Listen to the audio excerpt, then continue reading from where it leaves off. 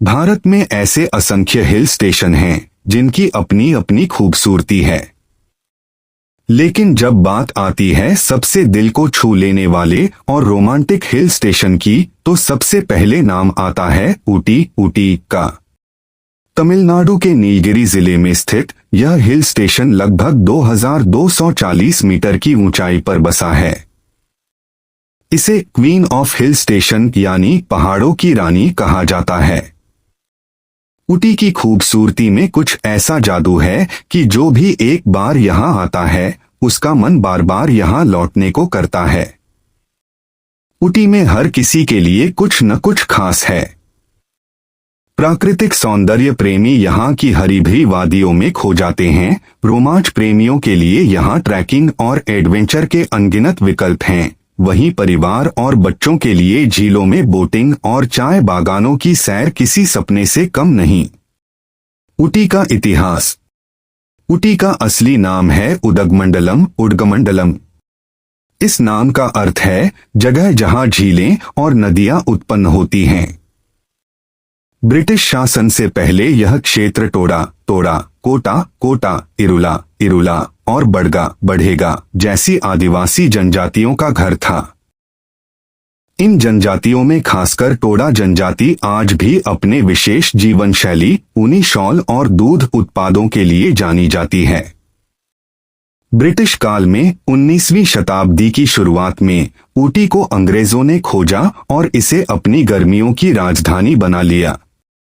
अंग्रेजों को यह जगह इतनी पसंद आई कि उन्होंने यहाँ चर्च, स्कूल, बगीचे और सुंदर बंगले बनवाए।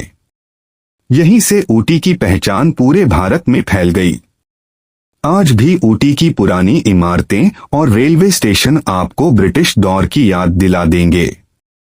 खासकर 1908 में शुरू हुआ नीलगिरी माउंटेन रेलवे तो आज भी पर्यटकों को मंत्रमुग्ध कर देता है। ऊटी का मौसम और कब जाए।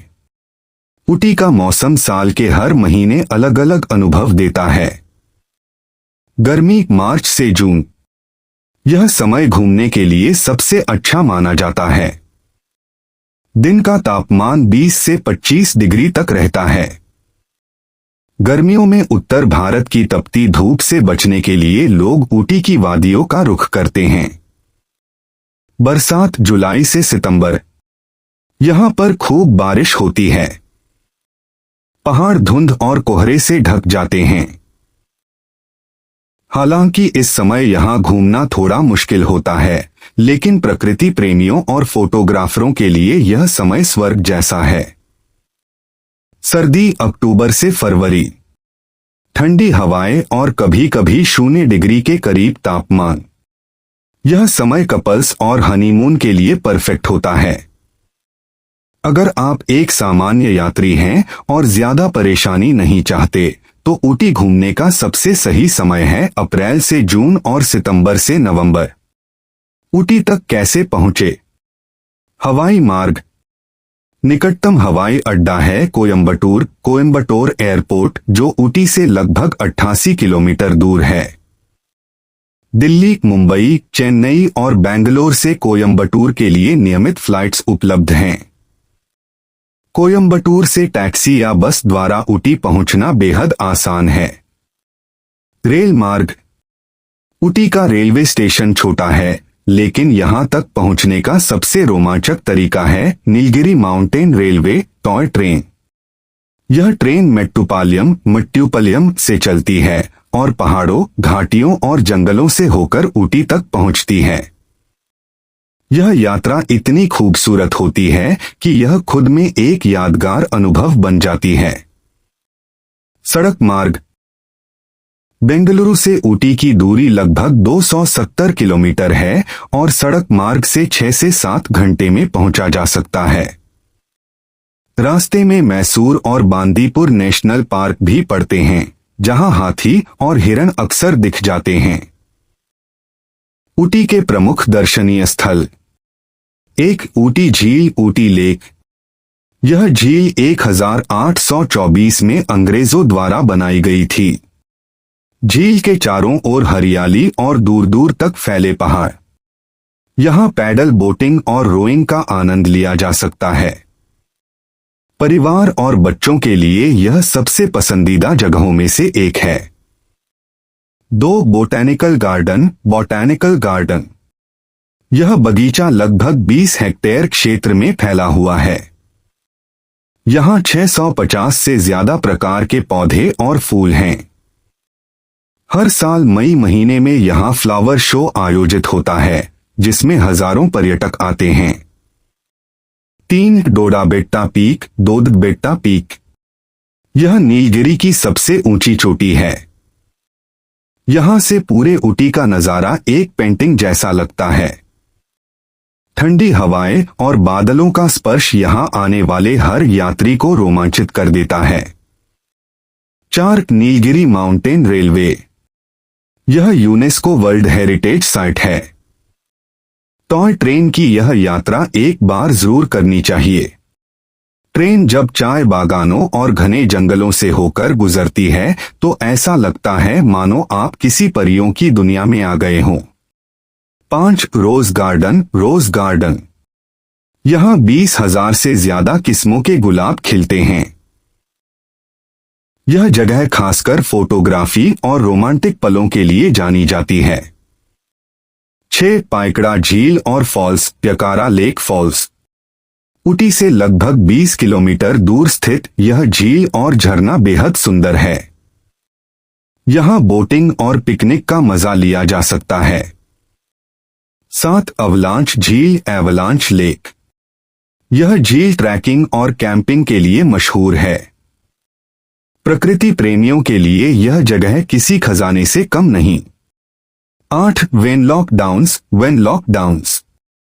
यहाँ की हरी भरी घाटियां इतनी सुंदर हैं कि कई हिंदी फिल्मों की शूटिंग यहाँ हुई है। 9 सेंट स्टीफेंस चर्च। 1829 में बना यह चर्च अपनी लकड़ी की नक्काशी और पुराने आर्किटेक्चर के लिए मशहूर है। ऊटी की संस्कृति और त्योहार। ऊटी में तमिल, कन्नड़, तेलुगु और हिंदी बोलने वाले लोग रहते हैं। यहाँ का सबसे बड़ा त्योहार है समर फेस्टिवल, जो हर साल मई में मनाया जाता है। इस दौरान यहाँ फ्लावर शो, फूड फेस्ट और कई सांस्कृतिक कार्यक्रम आयोजित होते हैं। ऊटी का खानपान। यहाँ आपको दक्षिण भारतीय व्यंजन जैसे डोसा, इडली, सांभर के साथ साथ उत्तर भारतीय और कॉन्टिनेंटल खाना भी आसानी से मिल जाता है। लेकिन जो चीज सबसे ज्यादा मशहूर है वह है ऊटी की हॉट चॉकलेट, ऊटी की होममेड चॉकलेट्स, ऊटी की चाय और कॉफी। ऊटी में खरीदारी। अगर आप ऊटी जाएं तो खाली हाथ लौटना मुश्किल है। यहां से आप खरीद सकते हैं चाय और कॉफी के पैकेट, होममेड चॉकलेट्स, ऊनी कपड़े और शॉल, हस्तशिल्प और स्थानीय कलाकृतियां। ऊटी में करने योग्य गतिविधियां। टॉय ट्रेन की सवारी, बोटिंग, ट्रैकिंग, चाय बागानों में घूमना, फोटोग्राफी। ऊटी और बॉलीवुड। ऊटी भारतीय सिनेमा का पसंदीदा डेस्टिनेशन रहा है। जो जीता वही सिकंदर, दीवाना, कर्ज, दिल से जैसी फिल्मों की शूटिंग यहाँ की वादियों में हुई है। यात्रियों के लिए सुझाव। हल्के लेकिन गर्म कपड़े जरूर रखें। बारिश के दिनों में छाता और रेनकोट साथ रखें। पहाड़ों पर गाड़ी चलाते समय सावधानी बरतें। स्थानीय लोगों की संस्कृति और परंपरा का सम्मान करें। प्लास्टिक का उपयोग न करें और प्राकृतिक सुंदरता को बनाए रखें। ऊटी सिर्फ एक पर्यटन स्थल नहीं बल्कि एक एहसास है। यहाँ की वादियां, झीलें, चाय बागान, जंगल और पहाड़ हर किसी को अपना दीवाना बना लेते हैं।